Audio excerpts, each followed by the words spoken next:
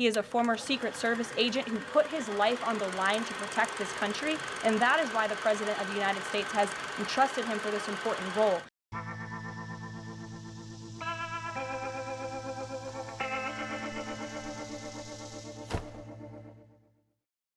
Hello, my friends, and welcome to another episode. Today we're going to be watching Caroline Levitt dropping truth bombs all over the place and also outlining some of the great investments that are coming to the United States via President Trump. All right, let's stop the chit-chat. 10,000 subscribers. Let's do it. John. Thanks a lot, Caroline. Since your last briefing, there have been some personnel moves that have been announced by the president, and I wanted to ask you about them. One was the president replacing the chairman of the Joint Chiefs of Staff, General C.Q. Brown Jr. What was the reason for the president naming a replacement for General Brown? And then I'll follow up with another personnel announcement that's been made over the last few days. He thinks he's doing a bad job, and it's time for a shakeup at the Pentagon. They failed 7 audits in a row. The trust in our United States military amongst the war fighters is low.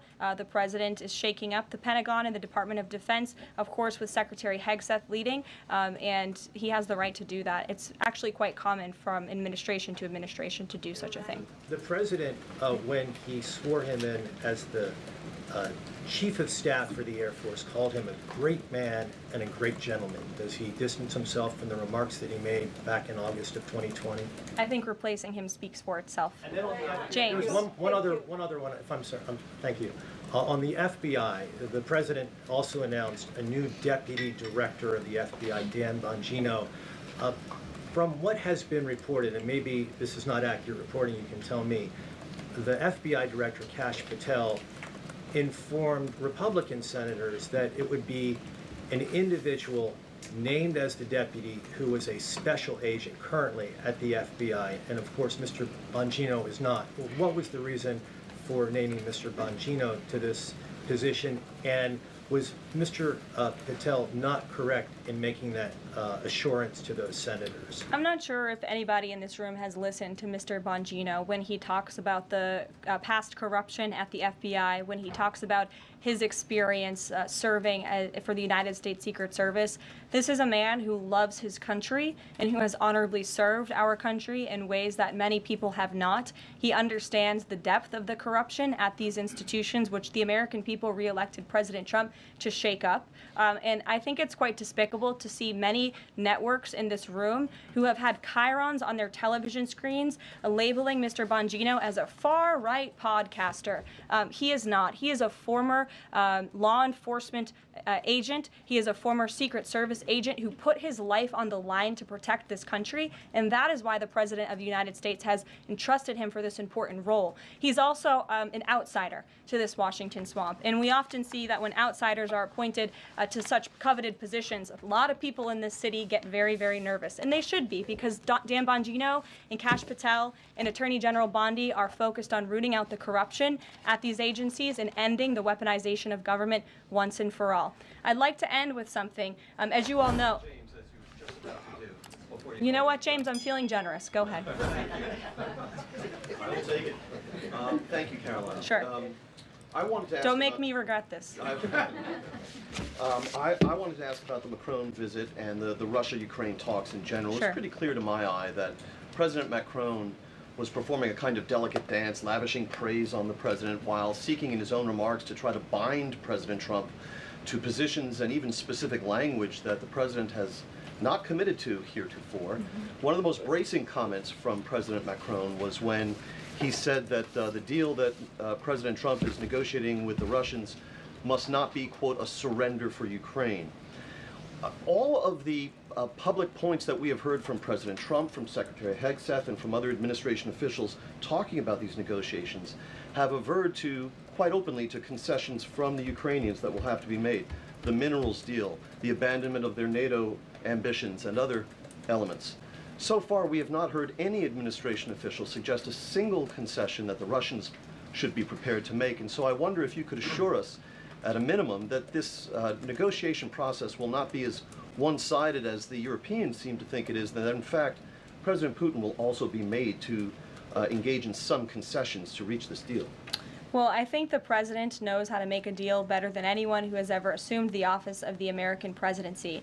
And in order to make a deal, you have to bring both sides to the table. And typically, when you make a good deal, both sides leave that table a little bit unhappy. I'm not going to outline the concessions that the president and his team are engaged in discussing. These are obviously ongoing negotiations, and it would be unwise of me to impede them from this podium. But the president has made significant improvements in ending this conflict. He is committed to seeing an end to the war. He wants to see the bloodshed and the killing stopped. He wants to stop seeing young men being killed and slaughtered. This has been going on for far too long. The president inherited this mess because of the incompetence of the previous administration, and he's committed to fixing it. And he's made, some of those concessions clear, but I'm not going to get ahead of him on additional ones. But he is wholeheartedly committed to striking a peace deal in Russia and Ukraine, also in the Middle East. Thank you very much, guys. Good to see you. We'll see you later. Good afternoon, everybody. Good afternoon. How are we today? Good. During his inaugural address, President Trump promised that America would be a manufacturing nation once again, and liberal pundits mocked him for it. But those critics were proven wrong once again. On the heels of President Trump's Oval Office meeting with Apple CEO Tim Cook last week, Apple just announced its largest ever commitment to American jobs and industry, with plans to spend and invest more than $500 billion in America over the next 4 years.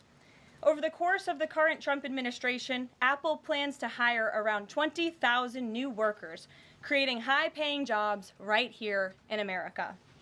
And the investment isn't limited to one specific region of our country. Apple teams and facilities will expand all over our country in Arizona, California, Iowa, Nevada, North Carolina, Michigan, Oregon, Texas, and Washington. With President Trump in charge, America is open for business. Apple CEO Tim Cook said it best in the company's announcement: "We are bullish on the future of American innovation." On top of this incredible Apple announcement, President Trump already announced more than $1 trillion in pledged investments into the United States. And on another important note that the American people entrusted President Trump to fulfill, this administration's efforts to seal the border continue to prove extraordinarily successful. In President Trump's first month back in office alone, illegal border crossings hit lows not seen in decades, down 94% over the past year, while interior arrests are up 134%. And this past Saturday, this is a significant statistic that I wanted to share with all of you, there were only 220 illegal border crossings on Saturday. This is a 15-year low. Think about that in comparison to the amount of illegal border crossings we saw under the previous administration. Well, I hope you enjoyed the episode. If you did, please subscribe, like, share, and slap that bell around, all that jazz. It really helps to kind of break through the algorithm and put the content in front of more eyeballs, and that's always a good thing. All right, well, listen, until the next episode, stay safe. Know that you are loved and appreciated, and until we meet again, have a great day. I got nightmares in my head, I fear that the thoughts build up until I can't hear.